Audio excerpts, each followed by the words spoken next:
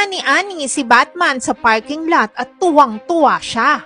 Bata pa lamang siya ay super crush niya na talaga si Batman at pinapangarap niya na ito ay kanyang makita. Nagpapanggap nga siya na nasa panganib ang buhay niya para i-rescue siya ni Batman. Pero ibang mga superheroes ang dumarating para i-save siya.